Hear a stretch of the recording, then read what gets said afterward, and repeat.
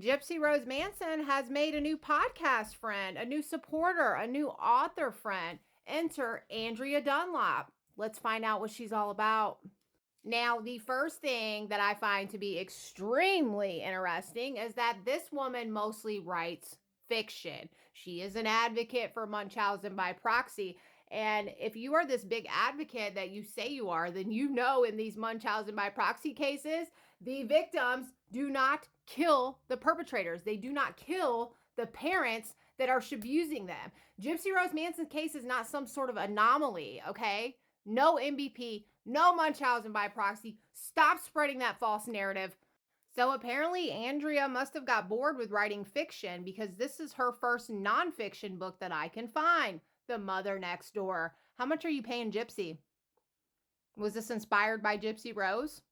Why else would she be on your podcast? It seemed very clear to me why it would be important for you after all of that, after the act and all of that kind of thing, to tell your story in your own words and really wrest some control over the narrative. Yeah, it was nice to be able to just kind of like show the good and the bad of me. It's kind of like, yeah, I made some good choices. I made some achievements. It showcased, unfortunately, me going through my divorce and things like that. But that's all real stuff. It's like my life is no longer about prison and, necessarily the trauma of my past. It's kind of like everything that I'm going through on a daily basis is my current life. And so I wanted the opportunity to show people like, okay, this is me, who I am today. Love me, hate me. These are my choices. They might not always be right, but they're real. Okay, hold up. This is where I have a problem, Gypsy. You said that you were no longer going to be talking about your past. You said that you no longer wanted to be considered a victim or a survivor. And did you know Andrea Dunlop was known for writing fiction? She went from fiction to true crime podcaster. Did you not read any of the FOIA documents, Andrea? I mean, that would only be good practice since you are calling yourself true crime. So which is it? Are you true crime or are you Munchausen by proxy advocate?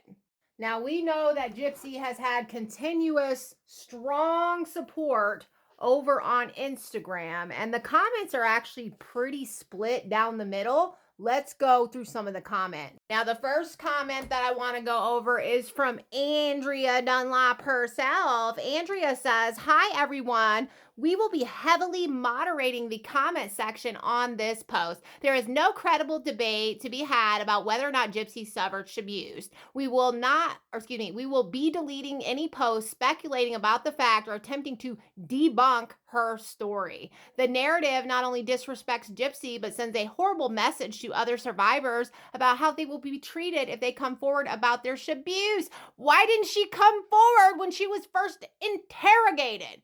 Any regular listener to our show will understand that the absence of a conviction of mental health diagnosis in Dee Dee Blanchard and the presence of a genuine health condition in Gypsy do not negate the experience of abuse. Thank you for keeping this space respectful. So that tells me right there that Andrea knew exactly what she was doing. She knew that she was going to get attention from having Gypsy on her podcast, whether it was positive or negative. She doesn't seem to care. But you want to know what really negates and invalidates victims? When people try to come up with these crazy stories to get less prison time. There was no MPB, baby. Why didn't she say that at the very beginning? All we got was, "My mom's my best friend." This was not self-defense. Let's keep reading comments. Shout out to Bipolar over here on Instagram for really putting their feet to the fire and asking a bunch of valid questions. So let me see. You are okay not doing genuine research. You are spreading lies and slandering a murder victim's name. She manipulated a disabled man with the mind of a child to take the fall for her murdering her mom. Don't need to listen to an individual that is okay spreading lies. That is my biggest problem here. I can tolerate a lot and not be judgmental for a lot of things, but lying, I don't like liars, and I don't like people that murder other people and take their lives. No.